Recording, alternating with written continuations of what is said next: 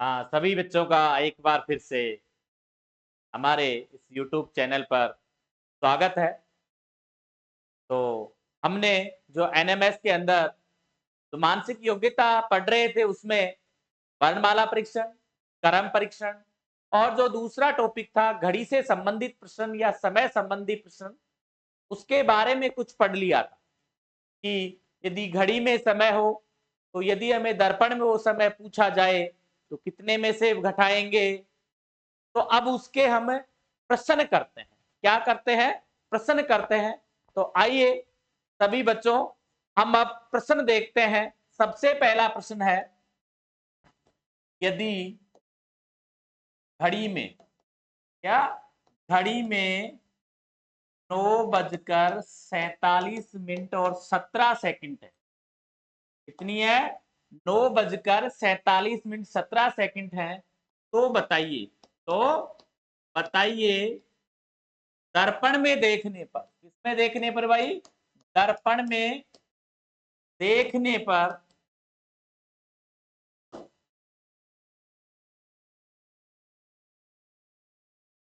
कितना समय होगा? तो बच्चों, पहले जो प्रश्न आते थे वो घंटा और मिनट के आते थे, लेकिन पिछली एग्जाम से सेकंडों पर भी चलने लग गए हैं। पिछली एग्जाम में 2 या 3 प्रश्न आए, वो सेकंड से संबंधित आए हैं। तो ये प्रश्न है 9:47 को। तो मैंने क्या कहा था कि यदि 11 से नीचे का समय हो तो 11:7 में से घटाना है। इसमें से घटाना है 11:7 में से, और 11 से लेकर 12:59 तक का समय हो तो उसको 23:60 में से क्या करना है? घटाना है। ये 2 फार्मूले हमने बताए थे। तो ये 11 से कम का समय है तो हम इसको 11:60 में से घटाएंगे तो 11:60। घटाना कितना है? 9 घंटे 47 मिनट और 17 सेकंड। अब आप यहां देख रहे हो कि जो ये सेकंड है, अब यहां से हम जब मिनट उधार लेंगे तभी तो सेकंड बना पाएंगे। तो ये ध्यान रखने बात है कि 1 घंटे में कितनी मिनट होती है भाई? 60 मिनट। और 1 मिनट में कितनी सेकंड होती है? 60 सेकंड। कितनी होती है? 60 सेकंड होती है। तो हमने यहां से 1 मिनट उधार ली, तो उन मिनट उधार ली तो यहां कितनी सेकंड आ गई? 60 सेकंड आ गई। और यहां क्या रह गई? 59 मिनट रह गई। तो 60 में से 17 निकालेंगे तो कितने आए? 43। अब 59 में से 47 तो कितने रह गए? 12। कितने रह गए बच्चों? 12। और 11 में से 9 गए तो 2। तो दर्पण में देखने पर कितना समय होगा? 2:12 और 43 सेकंड। बिल्कुल समझ में आ रहा होगा आपको कि हमने क्या किया? 11:60 में से घटा दिया। अब ऐसा ही प्रश्न, अगला प्रश्न ले हम। जो दूसरे नंबर का प्रश्न है उसमें घड़ी में समय कितना है? घड़ी में समय कितना है भाई? ये है 11:13 और 58 है। अब इसको दर्पण में देखने पर, कितने देखने पर? दर्पण में देखने पर कितना होगा? दर्पण में देखने पर समय। तो इसके लिए मैंने बताया था 23:60 में से किस में से घटाएंगे? 23:60। तो 11:13 और ये 58। वही बात हो गई। यहाँ सेकंड है, हमने उधार ली, कितनी आ गई? 60। और यहाँ कितने रह गए? 59 मिनट। 60 में से 58 काटेंगे तो 02 क्या आ गई? सेकंड आ गई। ऐसे कैसे आएगा भाई? 02। ध्यान रखना है, 2 मत कर देना है। 2 करोगे तो 20 हो जाएगा। 02। 0 में से 8 नहीं जाएंगे, एक उधार। 10 में से 8 गए तो 2, 5 में से 5 गए तो 0, या 9 में से 3 गए तो 6। कितने गए? 6। और 5 में से 1 गया तो 4। और इधर 23 में से 3 में से 1 गए 2, और ये 12। तो कितना समय हो गया? 12:46 और 02 सेकंड। क्लियर? आपको समझ में आ गया होगा। एक प्रश्न और कर लेते हैं, एक प्रश्न हमें और कर लेते हैं। समय कितना है? देखते हैं। 1 बजकर और कितना है, 13 मिनट और 43 सेकंड है। ये हम उल्टा करते हैं, ये पहले से ही दर्पण में है भाई। किसमें है, पहले से ही दर्पण में प्रतीत हो रहा है। तो घड़ी में साधारण समय कितना होगा, घड़ी में साधारण समय, ये दोनों चीज चाहे दर्पण का समय बूझ ले चाहे घड़ी का साधारण समय बूझ ले, हमें फार्मूले वो ही लगाने हैं।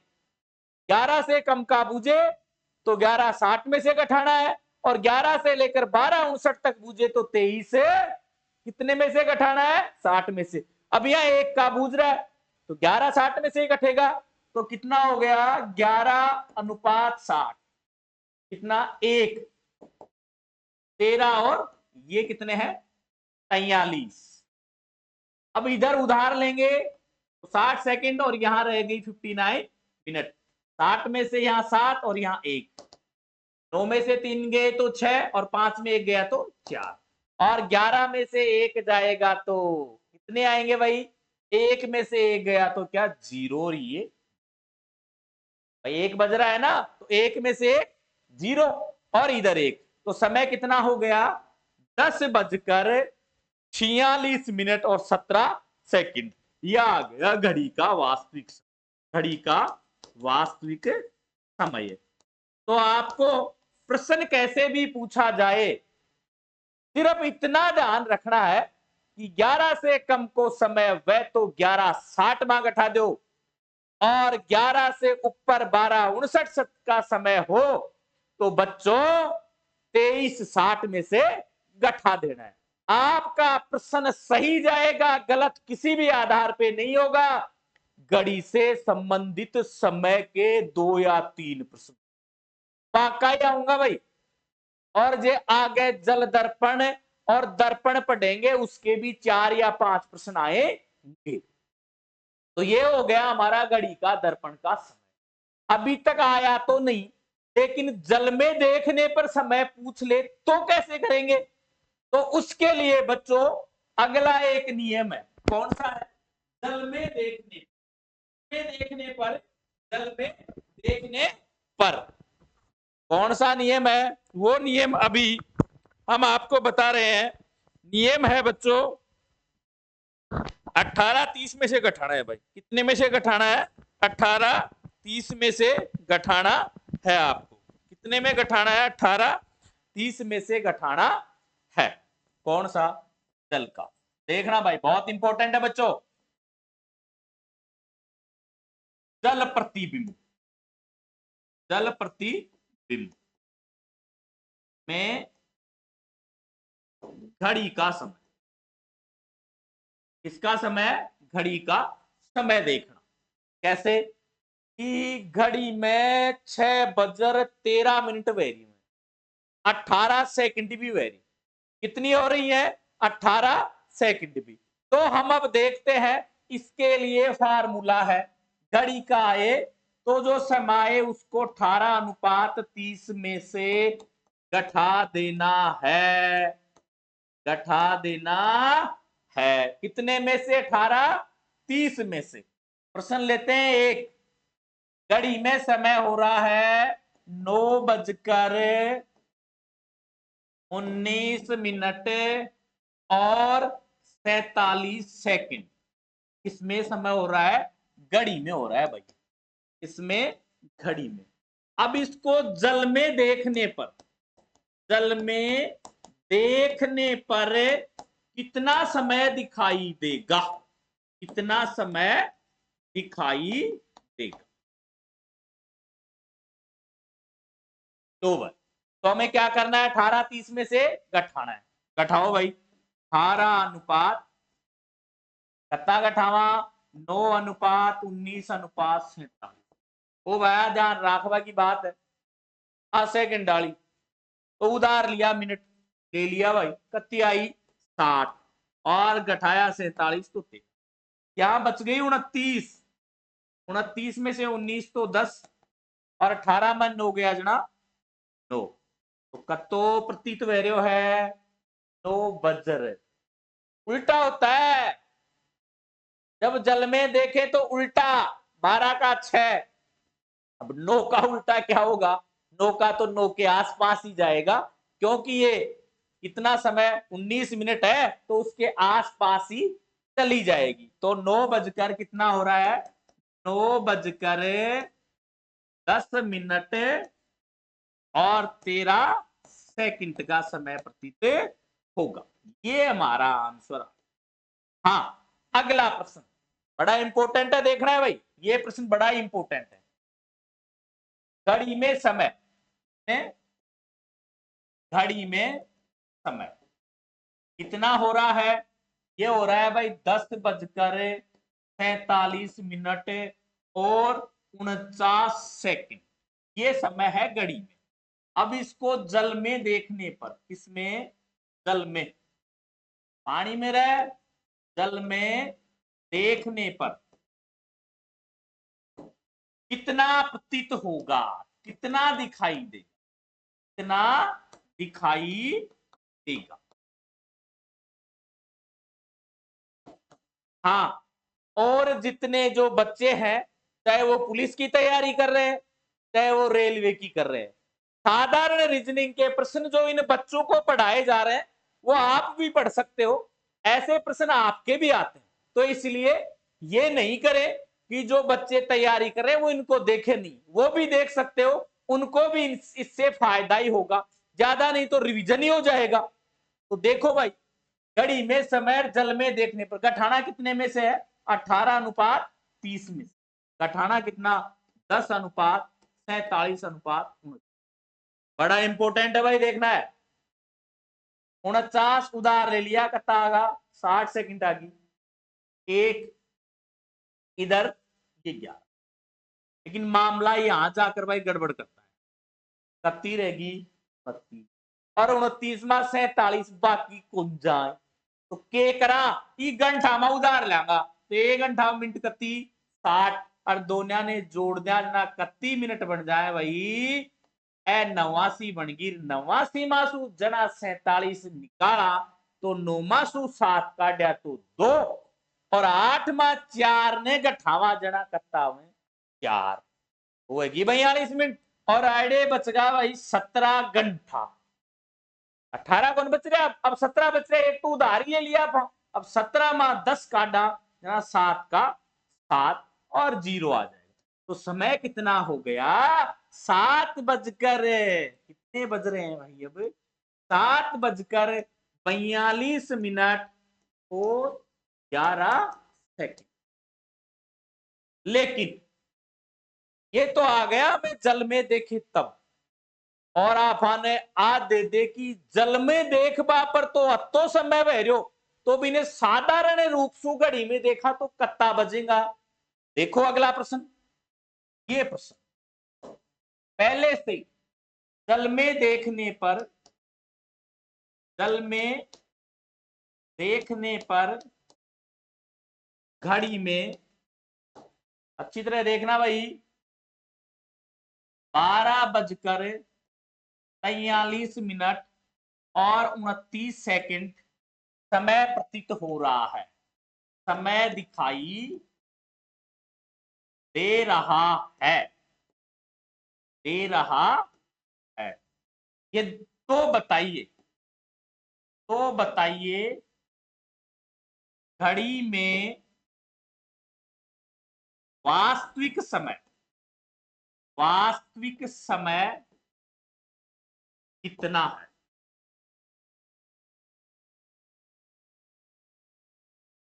तो बच्चों कैसा भी आ जाए, एक ही ध्यान राखनी है जलाला में, तो 18:30 गठाऊ से इनमें कोई फार्मूला को नहीं, एक ही फार्मूला है, कत्ता में गठाणु 18:30 मासू गठाओ भाई।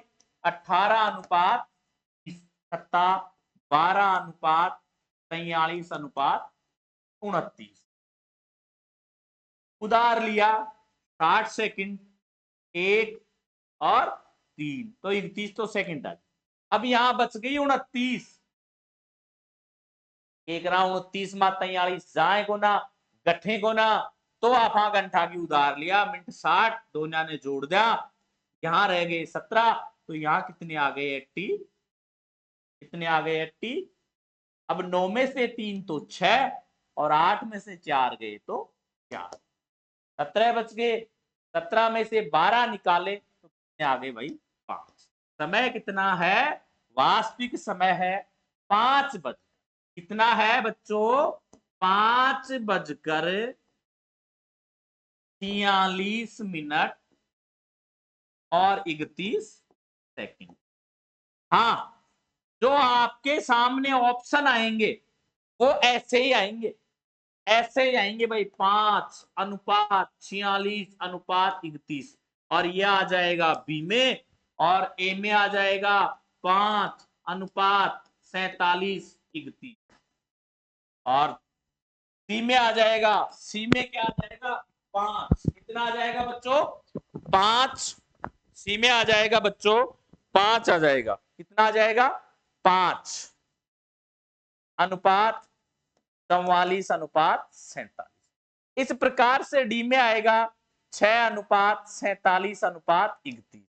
ऐसे आपके सामने ऑप्शन आएंगे, तो हमें इन अनुपात के रूप में जैसे हम घटा रहे हैं वैसे हमें आंसर देना है। पिछली जो एनएमएस की एग्जाम हुई थी उसमें एडजेक्टिव ऐसा ही प्रश्न पूछा गया था, लेकिन वो दर्पण का था। यदि इस बार जल का आ जाए, संभावना है जल का आ जाए, दर्पण में तो 11:60, 23:60 और इसमें 18:30। तो ये थे हमारे समय से संबंधित प्रश्न। अब जो अगला हमारा टॉपिक है वो है दर्पण प्रतिबिंब और जल प्रतिबिंब। कौन सा है, दर्पण प्रतिबिंब। देखो बच्चों, ये तो रहा दर्पण प्रतिबिंब, समझना है बड़े ही, और ये है जल प्रतिबिंब। दोनों ही बड़े महत्वपूर्ण टॉपिक हैं, दोनों से ही प्रश्न आ रहे हैं। जो ये जल दर्पण है इसमें तो ये रेखा ऐसे आएगी, इसमें होता यह है कि बायां भाग दायां, क्या होता है, जो बायां होता है वो तो दायां बन जाता है, क्या दायां बन जाता है, और दायां होता है, दायां क्या हो जाता है, बायां बन जाता है, बायां बन जाता है। जैसे मैंने यहां लिखा अंग्रेजी वर्णमाला का सी, क्या लिख दिया, ये सी लिख। अब इसको कांच में देखेंगे तो जो पास वाला भाग है उधर पास में दिखाई देगा, तो ये बन गया भाई ऐसे उल्टा। ऐसे ही हमने क्या बनाया, बी, ऐसे बोलते ना ए बी, तो क्या बना दिया, ये बी बना दिया, लेकिन ये इधर कैसा दिखाई देगा, ऐसा। इसी प्रकार कोई आकृति हो, जैसे मैंने ये लिख दिया ग, ऐसे भी आ सकता है भाई, ध्यान रखना आपको, व्यंजन भी आ सकते हैं वहां ग, तो ये कैसे आएगा, ये डंडा तो यहां, और बदल जाएगा मामलो, ये भाई ऐसे आ जाएगा, ये बन जाएगा ग, समझ गए। इसी प्रकार हमने कोई आकृति, ये ले भाई के काट रहे आप, अरे के काट रहे हैं ना, ये बन गया भाई केक, ये लो, और अब ये आकृति कैसी आएगी, ये ऐसे के ऐसे ही आ जाएगी, क्योंकि इधर वाला भाग ऐसे, इधर वाला, लेकिन इसी आकृति को यदि हम ऐसे बनाएं तो कैसे आएगी, तो भैया बदल जाएगी, क्या यहाँ, यहाँ, तो दाया बाया चेंज हो रहा है ना। ऐसे ही यदि हम त्रिभुज बना दिया हमने, ये बना दिया त्रिभुज, ये त्रिभुज भी बदल जाएगा, ये ऐसे दिखाई, समझ गए ना। दर्पण की दाया भाग, निकट वाला भाग निकट ही दिखाई देगा, इसलिए दाया बाया हो जाए। ऐसे ही यहां पर हमने लिख दिए 4, क्या लिख दिए, उधर देखें तो यो डंडो तो यहाँ पास वाला यहाँ होगा, और ये जाकर ऐसे हो गया 4। इसी प्रकार से जल प्रतिबिंब में आकृति उल्टी दिखाई देती है, कैसी, आकृति उल्टी दिखाई देती है, कैसी दिखाई देती है बच्चों, उल्टी। दिखाई देती है। ऊपर का भाग नीचे, कौन सा? ऊपर का नीचे, और नीचे वाला ऊपर, और नीचे का भाग कहां दिखाई देता है? और इसकी जो रेखा आएगी वो इस प्रकार आएगी, प्लेन में खींची। कैसी आएगी? प्लेन में खींची। जैसे हम यहां देखें, ए उल्टा हो जाएगा, ऐसे आ जाएगा भाई, आ रहा है ना? यहां देखें हम 3, तो 3 तो वैसे उल्टा 3 का 3 ही रहेगा, क्या जाएगा? बदलेगा नहीं। लेकिन यहां 3 लिखें तो कैसा होगा? ऐसा। तो ये थोड़ा सा फर्क है, यहां हमने ये बना दिया घोड़ा, तो ये घोड़ा ऐसे ही रहेगा।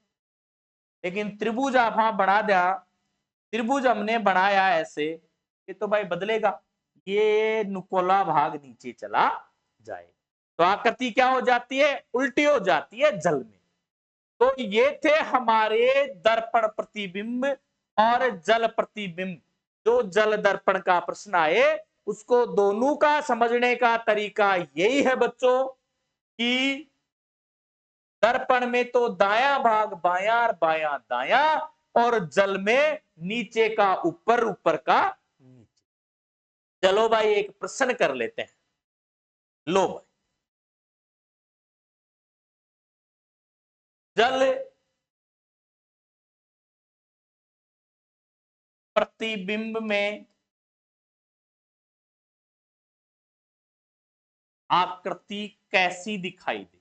आकृति कैसी दिखाई देगी? लो, कैसी दिखाई?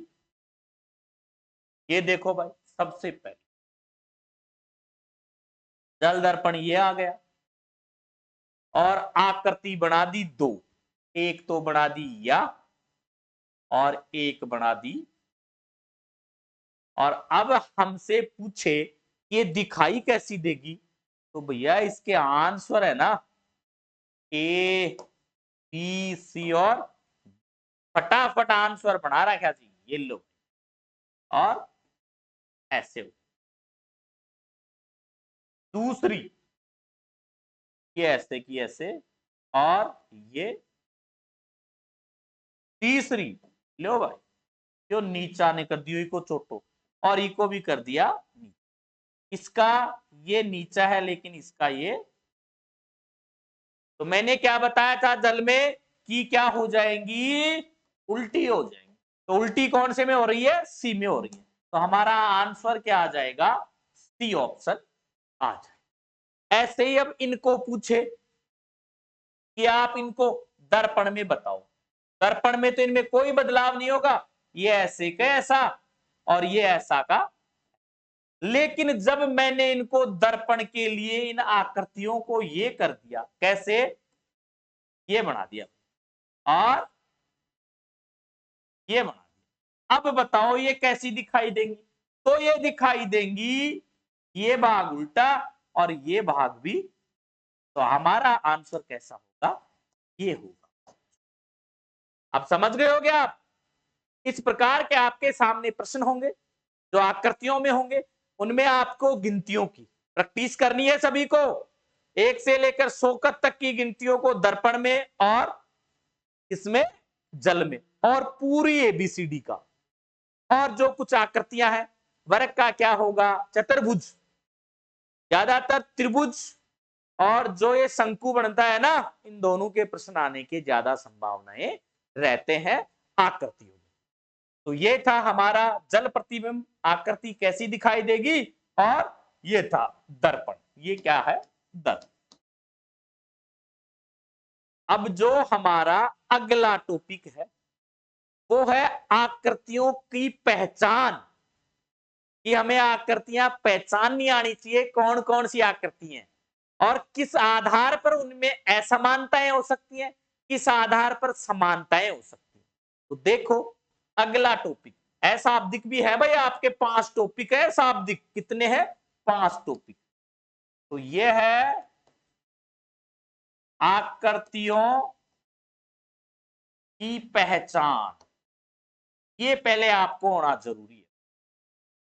अब ये पहचान देखो भाई, आप हमेशा बोलते हो ट्रायंगल, त्रिभुज, तीन ओर से, ये लो साहब ये हो गया ट्रायंगल। इसका आपको मालूम होना चाहिए त्रिभुज, इसमें तीन ही भुजाएं और तीन ही कोण है, और ये बन गया इसकी चारों भुजाएं समान, ये क्या हो गया वर्ग, स्क्वायर। इसके चार कोण और चार भुजाएं हैं और चारों ही समान है, और ये हो गया आयत। क्या हो गया आयत। अब इस आयत में क्या आमने सामने की भुजाएं समान है और दो दो कोण समान है, और ये चौथी बात, ये हो गया चतुर्भुज, जिसकी चार भुजाएं और चार कोण है। पहचान में आनी चाहिए ना हमें, ये चतुर्भुज, चतुर्भुज। और अब ये पांचवी देखना भाई, इसको हम व्रत भी कह सकते हैं। क्या कह सकते हैं, व्रत, और गोला भी कह सकते हैं। गोलाकार में है ना, गोला भी। ये साहब छठी, एक नंबर, दो नंबर, तीन नंबर, चार, पांच और छठी। छठवीं में ये हो गई शंकुनुमा। कौन सी हो गई, शंकु। और भाई ये लो, ये हो गया अर्धवर्त। कैसा हो गया, अर्धवर्त। ये अर्धवर्त हो गया। ये क्या हो गया, शंकु, शंकुनुमा।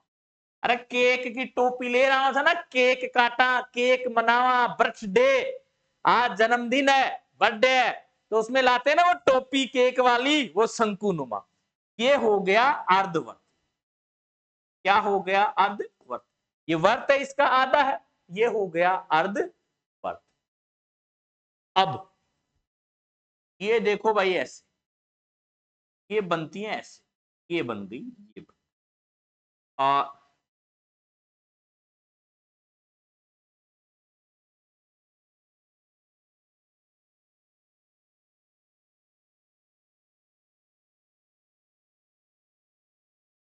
ये ऐसी बन जाती है,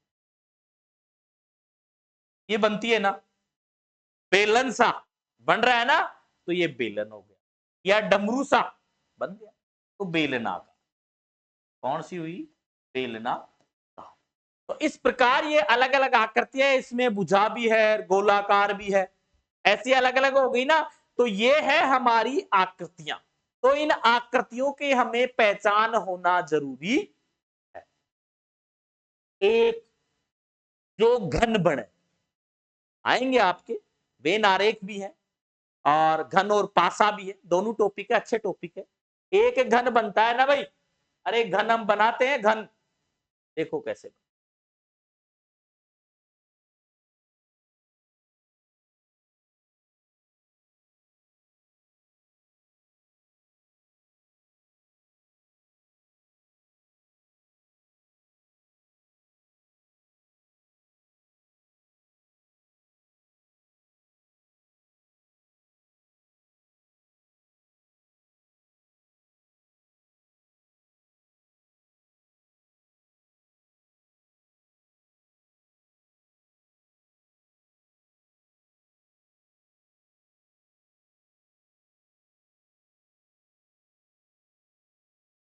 ये जो तीन हमें दिखाई दे रही हैं, ये जो घनाकार आकृतियां होती हैं, ये आकृति भी कौन सी है, यह आकृति भी, जिसमें यदि हम इसको देखें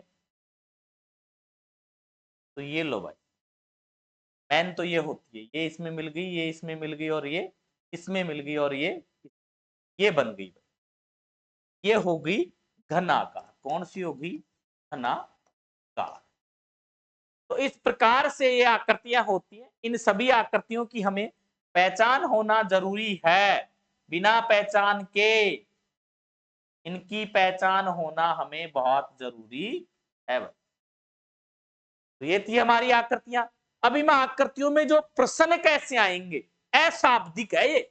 इनमें जो प्रश्न आएंगे, तो सबसे पहला प्रकार तो प्रश्न इन आकृतियों में से बनता है। जो कैसे बनता है देखो भाई, पहला ही पहला कि निम्न में से असमान या बेमेल, तो भाई प्रश्न का वो देखना भाई, बेमेल आकृति है। क्या पूछा गया है कि असमान या बेमेल।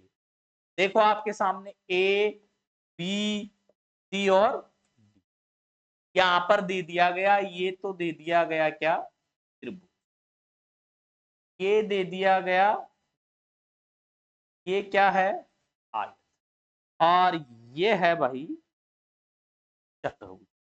अब बताओ बेमेल कौन सा या असमान। तो यहां हम देख रहे हैं इन तीन में तो चार भुजाएं चार कोण है, लेकिन जो त्रिभुज बन रहे है कि त्रिभुज में तीन ही कोण तीन कत्ती है भुजा। तो जो हमें आकृतियों की पहचान करनी है असमानता समानता, पहला निर्धारण करना है भुजाओं या रेखाओं के आधार पर, और फिर करना है कोण क्या बनावट के आधार पर। तो इसमें हमने देखा तो असमान कौन सा आ गया ए, तो हमारा उत्तर क्या आ गया। इसी प्रकार जो दूसरा प्रश्न देखे वो भी यही है कि असमान आकृति, उसमें भी ऑप्शन यही दें ए बी सी, और इसमें ऑप्शन दे दिया जाए, क्या दिया जाए, ये देखो भाई,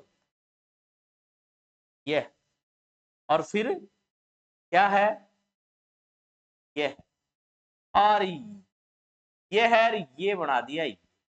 अब बताओ इसमें असमान, अब आएगी रेखाएं, देखे तीन तो रेखाओं के आधार पर बनी हुई है, लेकिन जो डी ऑप्शन में वृत्त है वो क्या है गोलाकार। तो ये किसके आधार पर हमने किया, बनावट के आधार पर इसको असमान, और इसको बताया रेखा के आधार। तो इस प्रकार से आकृतियों के आपको प्रश्न जाएंगे कि कौन सी भिन्न है कौन सी समान है। जो अगले चार टॉपिक है आकृतियों के वो हम पढ़ेंगे, कितने त्रिभुज आते हैं, घन और पासा, घनु के बारे में, और वेन आरेख इंपॉर्टेंट है, वेन आरेख की आरेख बनाएं। तो वेन आरेख है वो भी दो तीन प्रकार के हैं। तो बच्चों ये हम आज जो हमारी एक क्लास कर रहे हैं, जो एनएमएस का मैथ पेपर है उसके लिए कर रहे हैं, वो 90%। तो मैं पूरी कोशिश करूंगा कि आपको 90% जो 15 टॉपिक दिए गए हैं वो बहुत अच्छी तरीके से आप उनको हल कर पाओ, वो आपको अच्छी तरह से याद हो।